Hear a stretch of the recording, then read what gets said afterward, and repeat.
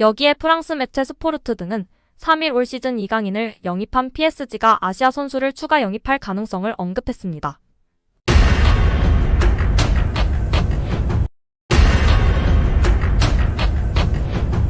손흥민에 대한 제대로 된 활용법이 필요합니다. 영국 매체 풋볼 런던의 알레스테어 골드 기자는 16일 손흥민과 엔제 포스테코글루 감독이 아스날전을 앞두고 바꿔야 할 5가지를 설명했습니다. 토트넘은 오는 28일 영국 런던의 토트넘 호스퍼 스타디움에서 아스날과 프리미어리그 35라운드 경기를 치릅니다. 원래 토트넘은 20일 맨체스터 시티와 경기가 예정돼 있었지만 맨시티의 잉글랜드 FA컵 4강 일정으로 해당 경기는 연기됐습니다.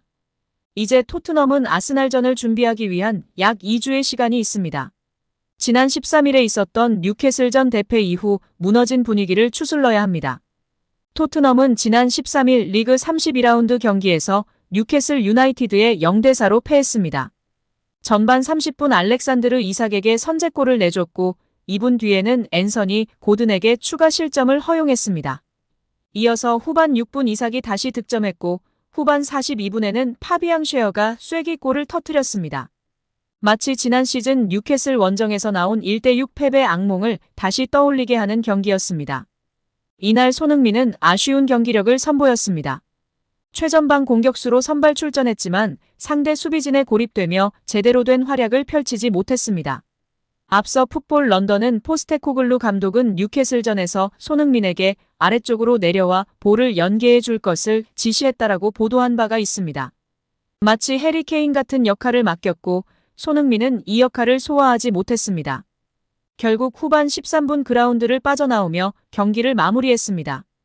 이에 매체는 손흥민의 기용 방식에 대한 문제를 지시했습니다. 풋볼 런던은 토트넘은 손흥민으로부터 더 많은 것을 얻어내야 한다. 손흥민은 왼쪽 측면 공격수로 출전할 때마다 다양한 플레이를 펼친다. 가끔 최전방 공격수로서의 역할을 수행할 수 있지만 오랫동안 최전방에 머무른다면 그는 그의 모든 능력을 발휘할 수 없다라고 설명했습니다. 이어서 손흥민은 뉴캐슬전에서 단 26번의 볼 터치를 기록했다. 단 하나의 골도 없었으며 전진 드리블도 없었다라고 덧붙였습니다. 다음으로 손흥민은 이번 시즌 아스날전에서 18번의 볼 터치를 기록했는데 이 골을 넣었다. 그는 인상적이었고 실패한 볼 터치가 없었다. 포스테코글루 감독은 손흥민을 최전방에 세운다면 다른 선수가 볼을 잡게 해야 한다. 손흥민이 최대로 활약해야 곧 토트넘이 살아난다. 손흥민은 아스날이 두려워하는 선수다라고 언급했습니다. 손흥민은 작년 10월에 있었던 아스날전에 선발 출전했습니다. 그리고 제임스 매디슨의 도움을 받아 까다로운 아스날 원정에서 멀티골을 넣으며 2대2 무승부를 만들었습니다. 이러한 과거 활약을 바탕으로 매체는 포스테코글루 감독이 다른 선수들을 활용해 손흥민의 능력을 최대치로 끌어올려야 한다고 주장하고 있습니다. 히샤를리송에 대한 설명도 있었는데요. 매체는 히샤를리송은 2달 동안 경기에 출전하지 못했다. 그렇기에 히샤를리송의 체력이 관건이다. 하지만 아스날은 뉴캐슬과 달리 수비벽을 두껍게 세우지 않을 것이다. 자연스레 손흥민은 더 많은 공간을 확보해야 한다라고 설명했습니다. 여기에 더해 매체는 토트넘은 에너지를 더 끌어올려야 한다. 이번 시즌 유럽 대항전 출전에 실패해 다른 팀들에 비해 더 적은 경기를 치르고 있다라고 주장했습니다. 또한 볼 소유에 있어 용감해질 필요가 있다. 뉴캐슬전이 끝난 후 매디슨은 더 많은 전진 패스와 전진 드리블을 위한 용기가 필요하다고 언급했다라고 말했습니다. 미드필드의 교통정리도 지적했는데요. 매체는 뉴캐슬전의 중원 조합은 수비를 보호하지도 못했으며 매디슨과 공격에 도움을 주지 못했다. 이부 비수마는 6번 역할에 가장 적합하지만 카드 수집이 너무 많다. 로드리고 벤탄쿠르는 부상을 당하기 전으로 돌아가기 위해 노력 중이며 파페사르는 때때로 경험 부족을 보여준다. 올리버 스킵은 잊혀졌으며 호이비에르는 팀의 미래가 아니다. 지오바니 로 셀소도 마찬가지다라고 설명했습니다. 여기에 프랑스 매체 스포르트 등은 3일 올 시즌 이강인을 영입한 PSG가 아시아 선수를 추가 영입할 가능성을 언급했습니다. 이 매체는 PSG는 이강인을 영입하면서 마케팅에서 큰 효과를 봤다. 이강인은 루이스 엔리케 감독에게도 중요한 선수로 자리매김했다. 이강인의 영입 이후 아시아 시장에 힘입어 마케팅 수익이 폭발적으로 증가했다.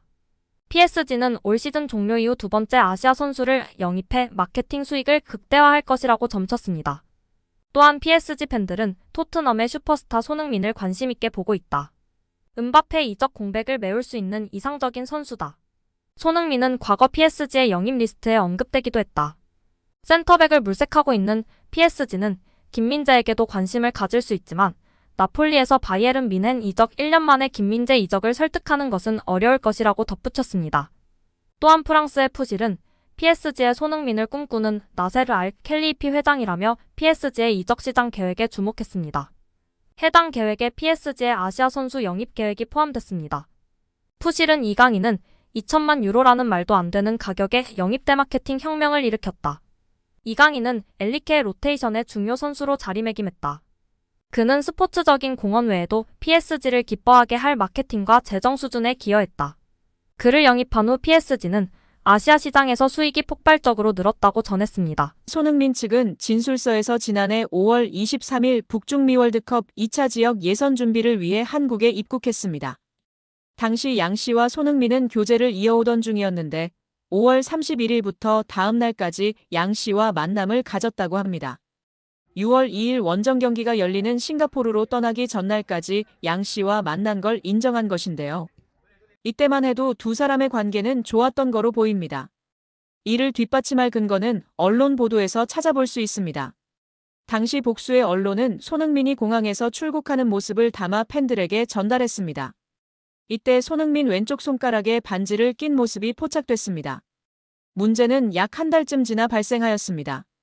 손흥민 측은 한 달 뒤쯤 양 씨가 임신 사실을 알렸다며 이에 손흥민은 양 씨에게 대화를 제안했지만 양 씨 측은 금전을 요구한 채 만남은 거절했다고 밝혔습니다. 이 과정에서 양 씨는 손흥민의 아이를 임신했다면서 태아 초음파 사진을 보냈고 이후 손흥민으로부터 3억 원을 뜯어냈습니다. 손흥민 측은 양 씨의 허위사실 유포가 선수와 팀에 부정적인 영향을 미칠 것을 우려해 공갈, 협박에 응할 수밖에 없었다고 밝혔습니다. 양 씨는 3억 원을 받은 후 외부에 밝히지 않겠다는 취지의 각서도 작성한 것으로 알려졌습니다. 양 씨가 손흥민에게서만 돈을 받게 된 건 아버지일 가능성이 있는 두 남성에게 모두 연락했으나 손흥민만이 양 씨의 말을 들어준 것으로 전해졌습니다. 양 씨는 실제 임신 중절 수술을 받았고 초음파 사진 역시 양 씨의 것으로 확인됐습니다. 이에 손흥민의 아이가 아니냐는 주장이 제기됐지만 임신한 양 씨도 아이 아빠가 누군지 모릅니다. 앞선 20일 연예 매체 디스패치는 양 씨와 공갈 미수 혐의를 받는 40대 남성 용 씨의 대화 내용을 공개했는데요. 공개된 대화 내용에 따르면 용 씨가 근데 너 누구 애인지 정확히 알아? 라고 묻자 양 씨는 누구 애인지 제가 어떻게 알아요? 라고 답했습니다. 이에 용 씨는 그럼 2번한테만 가든가 1번한테만 가든가 한 명한테만 갔어야지라고 말했습니다. 여기서 말하는 1번은 양 씨가 손흥민과 같은 기간의 관계를 맺은 사업가 남성으로 2번은 손흥민입니다.